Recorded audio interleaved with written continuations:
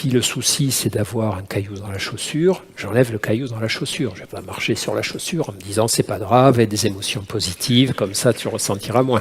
Bon. Bonjour à tous, salut les masters, j'espère que vous êtes en pleine forme, que vous avez une bonne énergie. Aujourd'hui, je fais une vidéo pour partager avec vous un contenu qui me semble très précieux.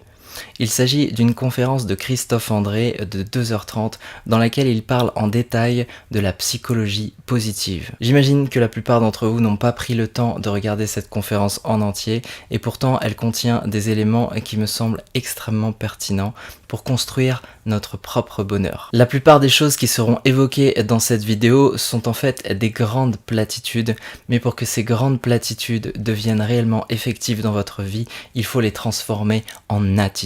Alors les amis, bienvenue dans Parole de Master et aujourd'hui on va explorer la vision de Christophe André.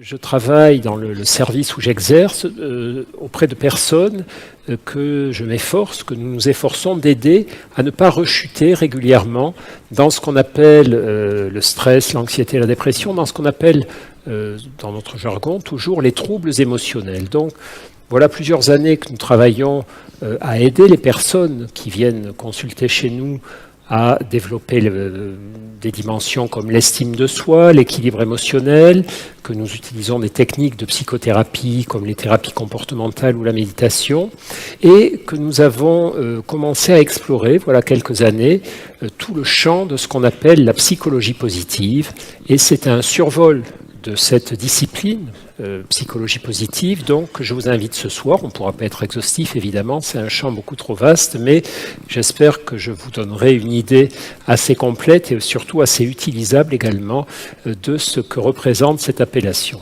Pour introduire les propos de Christophe André en bonne et due forme, je vais commencer par vous résumer les 5 principes les plus importants de la psychologie positive. Et pour ceux qui me suivent déjà depuis un certain temps, vous allez voir que dans ces principes, il y a des choses que j'intègre dans mon discours. Pourquoi ? Eh bien tout simplement parce qu'elles sont imprégnées de bon sens et surtout elles ont une approche méthodique et scientifique. Le principe numéro 1 de la psychologie positive, c'est que notre bonheur peut se construire consciemment. Le principe numéro 2, c'est que ce bonheur, pour être construit consciemment, cela nécessite de l'entraînement. Donc il y a des exercices à mettre en place régulièrement. Le principe numéro 3, et ça j'en ai déjà parlé dans certaines de mes vidéos, c'est que cet entraînement de l'esprit modifie la structure de notre cerveau. C'est ce qu'on appelle la neuroplasticité. Le principe numéro 4, c'est qu'on cherche à atteindre un équilibre émotionnel. On ne cherche pas à cesser d'être négatif et on ne cherche pas à être toujours dans la positivité. On cherche simplement à avoir un ratio équilibré et si possible qui tend plus vers le bien-être. 5e principe fondamental de la psychologie positive, et tu vas voir que c'est très connecté au message de la chaîne, le bonheur est une affaire d'attention. C'est ce sur quoi on porte notre attention qui a beaucoup d'importance. Pendant longtemps, on a considéré que la joie de vivre, c'était surtout une question de personnalité ou de tempérament, et que les gens qui étaient heureux, c'est simplement qu'ils avaient une personnalité beaucoup plus joviale. Eh bien, on s'est complètement trompé sur cette question. En réalité, chacun peut augmenter son niveau de bien-être consciemment et ça demande un petit peu d'entraînement. Maintenant, Christophe André va partager avec nous un schéma qui va illustrer les 3 facteurs d'influence sur notre bien-être et la proportion de ces 3 facteurs. Et on va s'apercevoir qu'on a une marge de manœuvre qui est en fait plus importante qu'on pourrait le croire. C'est vrai que le tempérament, que les événements qu'on a vécus très tôt dans notre enfance, dans les premières années de notre vie, joue un rôle important, crée des automatismes chez nous, des tendances spontanées, mais quand on fait ce qu'on appelle des méta-analyses, quand on regroupe les grandes études scientifiques qui essaient de voir un petit peu qu'est-ce qui nourrit, qu'est-ce qui compose la prédisposition ou les tendances à être heureux chez chaque être humain, on s'aperçoit que ces tendances se répartissent selon le camembert que vous avez sous les yeux, c'est-à-dire toute la partie jaune à gauche, c'est effectivement ce sur quoi on ne peut plus tellement agir lorsqu'on est adulte. C'est le poids de notre passé, le poids de nos tendances tempéramentales. Il y a des différences biologiques entre nous sur la capacité à se réjouir plus ou moins fortement, plus ou moins longtemps, ou l'inverse, à s'inquiéter plus ou moins fortement, plus ou moins longtemps. Donc tout ça compose quand même une bonne moitié de ces tendances, à se sentir bien ou moins bien du point de vue émotionnel. Mais de l'autre côté, c'est la partie verte du camembert, près de 40% de ce qui peut construire, alimenter et expliquer notre bien-être ou notre mal-être relève de nos attitudes, de nos efforts, de notre manière de penser. Donc vous voyez, c'est pratiquement du moitié-moitié. D'un côté, on a tout ce qui est lié à notre passé, à notre héritage personnel ou biologique, familial, et qui a mis en place des tendances. Et de l'autre côté, on a la marge de manœuvre pour amplifier certaines tendances ou freiner au contraire d'autres tendances. Alors, en général, il est recommandé d'amplifier les tendances vers le positif et de freiner le négatif, mais parfois, certaines personnes, malheureusement, parce qu'elles s'y prennent pas très bien, font absolument l'inverse. Donc ça, c'est le premier point. On a vraiment une marge de manœuvre beaucoup plus importante que ce qu'on ne le pensait autrefois. Le deuxième point, c'est que cette marge de manœuvre ne peut pas être simplement décidée, convoquée. On ne peut pas du jour au lendemain décider de modifier sa façon de ressentir ou de se comporter. C'est quelque chose qui va nécessiter un travail, un apprentissage et qui peut s'apprendre comme n'importe quoi pratiquement peut s'apprendre au niveau de notre cerveau. Donc cet apprentissage va requérir des efforts.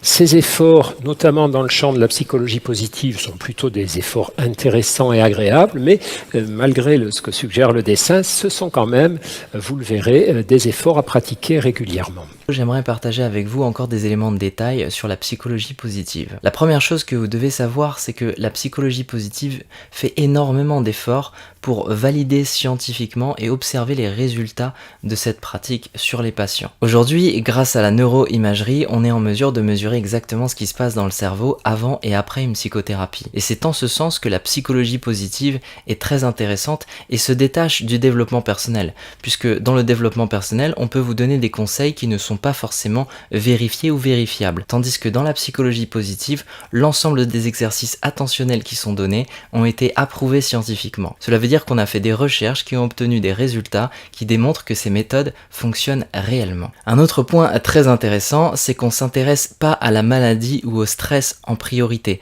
On s'intéresse à comment être bien et comment construire et améliorer son bien-être. Donc la démarche n'est pas la même qu'une démarche de santé, où on va se focaliser sur des symptômes ou sur une maladie. Là, on se focalise sur comment construire le bonheur. Il ne s'agit pas d'une thérapie que l'on met en place pour des personnes qui sont dépressives, mais plutôt pour des personnes qui sont en rémission. Donc il ne s'agit pas de guérir, il s'agit vraiment de construire son bonheur à partir d'un état entre guillemets neutre. Ensuite, ce qui est important de retenir, c'est que vraiment on cherche à développer un entraînement. Il s'agit d'un entraînement de l'esprit, un petit peu comme on irait à la salle de sport, on va s'entraîner à construire une attitude positive. Là, l'idée de la psychologie positive, ce n'est pas de rentrer dans le déni de la réalité pour créer un environnement positif qui soit un monde de bisounours. Il s'agit simplement d'accepter que les choses soient pas forcément optimales, de se dire ok, je ne peux rien faire pour le moment, mais je vais quand même entraîner mon esprit à se ramener, à rapporter son attention sur quelque chose qui est plus paisible. Donc on ne cherche pas à mettre la poussière sous le tapis, on cherche simplement à entraîner son esprit, à faire en sorte que notre attention ne soit pas forcément tout le temps focalisée sur cette poussière. Donc il y a une petite subtilité, et donc j'invite là toutes les personnes un petit peu intellectuelles, un petit peu toujours à critiquer les gens qui sont trop joyeux, à dire que c'est des bisounours, etc., à revenir à un état d'équilibre et à accepter l'idée que être dans la recherche de quelque chose de positif ne signifie pas être dans le déni et être un bisounours. Je fais une petite transition en vous posant une question. À votre avis, lorsqu'on est heureux, est-ce que ça nous rend plus égoïste ou plus altruiste ? Est-ce que les gens qui sont vraiment dans le bonheur sont égoïstes ? Je laisse Christophe André vous donner la réponse. Lorsque vous voulez mesurer l'impact de l'état émotionnel sur l'altruisme, par exemple, bien sûr, il y a les comportements d'aide. Aider quelqu'un qui a fait tomber des objets à ramasser, c'est sympa, mais le golden standard, comme disent les Américains, la vraie preuve costaud et solide, c'est est-ce que vous arrivez à ce que les gens donnent des sous à quelqu'un d'autre. Si vous arrivez à leur faire lâcher de l'argent, là ça veut dire que ce que vous avez fait est assez puissant pour vraiment les rendre très altruistes. Et donc Rebecca avait installé une camionnette avec les effigies, là, les blasons de son université dans une rue commerçante de Grenoble. Et donc, il y avait des panneaux, les chercheurs demandaient aux passants, aux gens qui allaient faire leurs courses, s'ils acceptaient de participer à une étude sur le moral des Français. Donc, est-ce que vous voulez participer à une étude sur le moral des Français ? 10 minutes, 10 euros. Donc il y avait plein de gens qui montaient, qui remplissaient des questionnaires dont ils pensaient que c'était des questionnaires sur le moral des Français. On leur disait c'est anonyme, on ne vous demande pas votre nom ni quoi que ce soit, juste que vous répondiez. Et effectivement, ça évaluait leur morale à eux, mais en fait c'était précisément leur morale à eux qui intéressait les chercheurs et pas le moral des Français, parce que ce dont on s'apercevait, c'est qu'évidemment, au moment où on faisait passer l'épreuve, certains avaient plutôt bon moral, d'autres moins bon moral, et c'était un peu comme tout à l'heure. Lorsqu'ils avaient rempli tous leurs questionnaires, on leur remettait les 10 euros, on leur disait merci, au revoir, ils sortaient, et au moment où ils s'apprêtaient à repartir dans la rue, un autre chercheur arrivait avec une sorte de petite sébille, ou je ne sais pas comment ça se passait, je ne me souviens plus très bien, et leur disait « Ah, bravo, très bien, merci d'avoir participé à l'étude, félicitations pour vos 10 euros, vous n'êtes pas obligés, hein, mais si vous voulez, vous pouvez en reverser une partie, parce qu'on soutient Psychologues sans frontières qui font de la psychologie. Donc, si vous voulez, vous pouvez nous redonner 1, 5 ou les 10 euros, comme vous voulez, au plus même. Mais si vous ne voulez pas, c'est absolument pas grave. Et on regardait qui donnait de l'argent et qui n'en donnait pas. Et un des prédicteurs du fait que les personnes allaient donner de l'argent, des prédicteurs robustes et significatifs, c'était là encore, est-ce qu'ils étaient de bonne humeur ou de moins bonne humeur, en fonction des questionnaires qu'ils venaient de remplir à l'instant. Donc ça, ce sont des données assez solides, et là encore c'est intéressant parce que ça va à l'encontre de ce qu'on a longtemps pensé, et qui est que le bonheur rendrait les gens égoïstes. Les gens heureux ne s'intéresseraient pas aux autres. En réalité, plus on fouille là-dedans, plus on s'aperçoit que ça ne marche absolument pas comme ça. Que toutes choses égales par ailleurs, les émotions positives font qu'on est plus apte à s'intéresser aux autres et à leur apporter quelque chose. Les comportements prosociaux sont récompensés par du bonheur.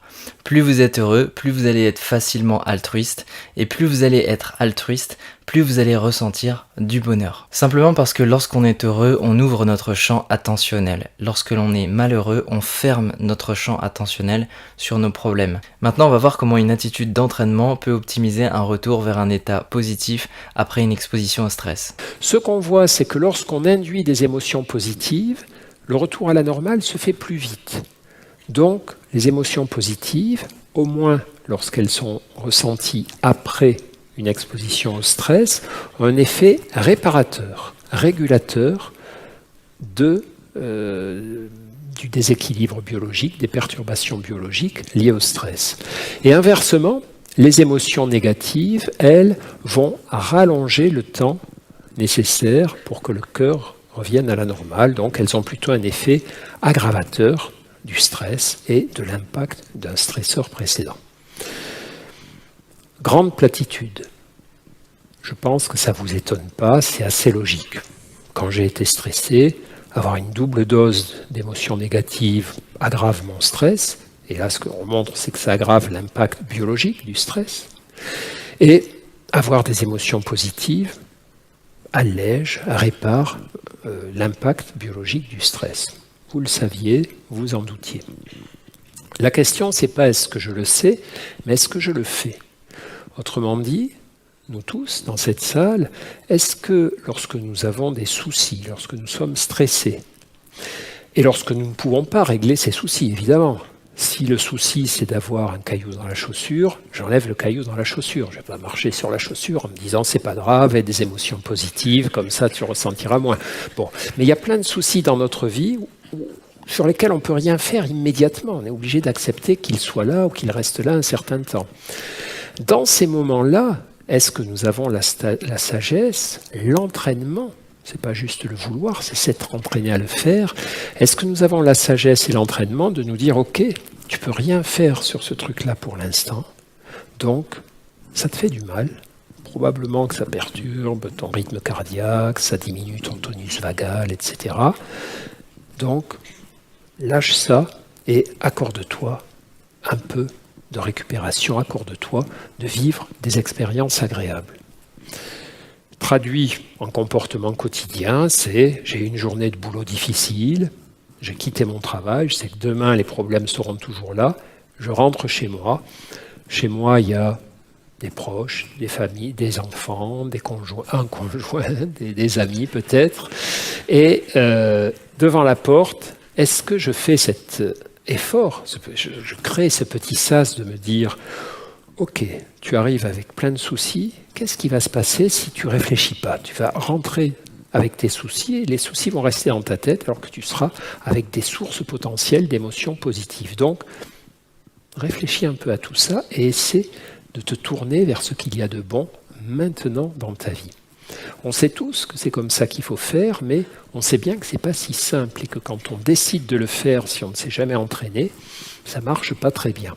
Et c'est exactement un des objectifs des exercices de psychologie positive, de muscler notre aptitude à lâcher ce qui va mal pour se tourner vers ce qui va bien, en sachant que ce qui va mal n'est pas réglé, qu'on aura à le régler plus tard, mais en comprenant aussi que rester tout le temps avec ce qui va mal, sans se nourrir de ce qui va bien, va faire du mal à ma santé, va faire du mal à mon esprit et ne résoudra pas de toute façon les problèmes en cours. Dans la psychologie positive, lorsqu'on parle d'équilibre émotionnel, on parle simplement d'une répartition entre les états agréables et les états désagréables. Il s'agit de construire une psychologie saine basée sur une bonne proportion entre les moments de vie et qui sont désagréables et ceux qui pourraient être beaucoup plus proches d'un état de bien-être. Idéalement, les 3/5 du temps, on est dans un état d'esprit plutôt positif pour maintenir un équilibre sain. Un autre des arguments pour faire des efforts sans être un perfectionniste des émotions positives ou du bonheur, c'est que, comme je vous le disais, les tendances au négatif sont souvent plus puissantes chez la plupart des humains que les tendances au positif. Il y a ce qu'on appelle l'effet velcro-téflon. Et là encore, cet effet velcro-téflon s'explique. Alors l'effet velcro-téflon, c'est simple, c'est que chaque fois qu'on vit un événement positif, il s'accroche à notre esprit comme du velcro, et on a tendance à ruminer, à ressasser, il m'a dit ça, il m'a fait ça, j'ai pas de chance, etc. Et par contre, les événements positifs glissent comme du téflon. C'est rare, enfin s'il y en a dans cette salle, ça m'intéressera qu'ils viennent me raconter tout à l'heure, mais c'est rare qu'on rencontre des humains qui ruminent et qui ressassent le positif, qui repensent tout le temps à ce qui s'est bien passé. En général, on rumine et on ressasse, c'est l'effet velcro, ce qui s'est mal passé. Là encore, c'est un peu normal, c'est pour ces raisons d'évolution de l'espèce dont je vous ai parlé. Priorité est donnée à notre survie. Donc notre cerveau donne toujours la priorité aux souvenirs négatifs, aux expériences négatives, réagit plus fortement à tout ce qui ne va pas qu'à ce qui va bien, parce que c'est beaucoup plus important pour un animal de surréagir au danger, ça peut lui sauver la vie, que de surréagir aux bonnes choses, d'être très présent au danger plutôt que d'être très présent aux bonnes choses. Je peux toujours passer à côté d'une occasion de dormir, de manger, de boire, d'avoir un rapport sexuel. Je peux toujours attendre pour ça, j'en mourrai pas tout de suite. Par contre, je ne peux absolument pas passer à côté du dépistage d'un danger, parce que je peux y laisser ma peau.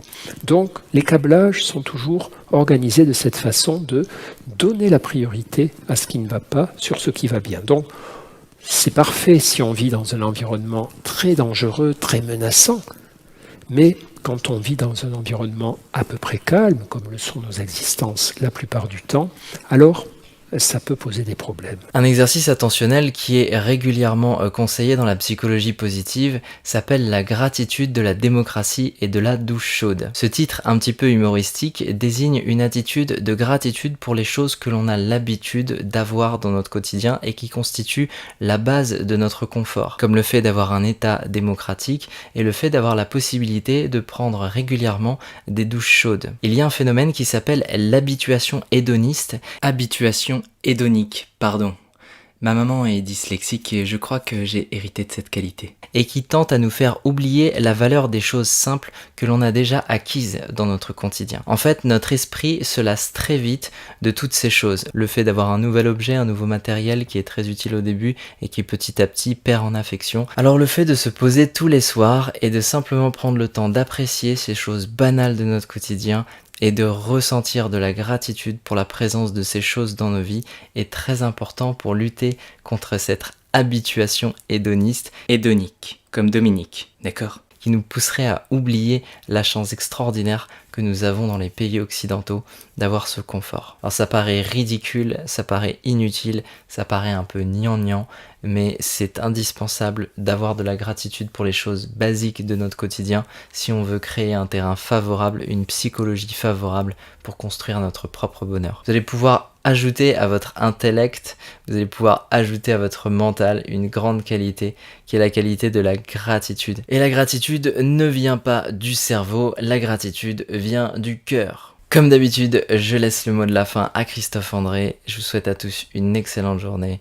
Et sur ces belles paroles, je reviens, quant à moi, au silence. Petite parenthèse, si vous avez aimé cette vidéo, pensez à laisser un like, des commentaires. Et si jamais vous avez envie d'entraîner votre esprit, je vous invite à papillonner sur cette chaîne. Il y a énormément de vidéos qui vont vous donner des conseils pour l'entraînement de l'esprit, des conseils pour petit à petit muscler votre attention et qui vont petit à petit vous amener un petit peu mieux chaque jour vers un état d'être plus sain, plus équilibré, tout simplement. Donc finalement, quand on réfléchit un petit peu à la finalité ultime des émotions positives, on trouve souvent d'abord que les poètes, les philosophes, les littéraires ont montré avant nous à quoi ça servait. Claudel, lorsqu'il écrit par exemple « Le bonheur n'est pas le but mais le moyen de la vie », a cerné l'essentiel. Le bonheur, c'est le carburant pour affronter l'adversité, donc c'est pas tellement qu'on vit pour être heureux, on vit un peu pour être heureux, mais c'est que sans bonheur, on ne peut pas vivre. C'est l'exemple des dépressifs dont je vous parlais tout à l'heure. Si je n'ai pas de capacité à être heureux, à quoi bon rester sur Terre pour me coltiner adversité sur adversité, difficulté sur difficulté, et mourir à la fin et voir les gens que j'aime mourir? Aucun intérêt. Donc le bonheur, c'est pas un luxe, mais une nécessité, et c'est pas un but, mais c'est un moyen. Ça n'est pas qu'un but, mais c'est surtout un moyen de rester ici et d'être content de rester ici sur cette terre.